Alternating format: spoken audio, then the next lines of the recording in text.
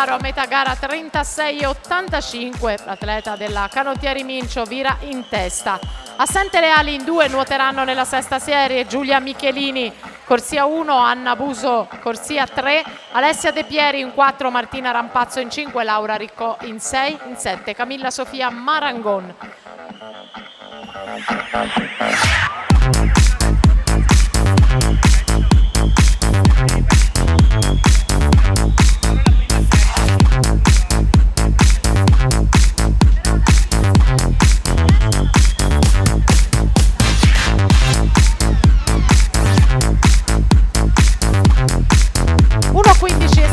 Intanto per Linda Burchiellaro che vince questa batteria.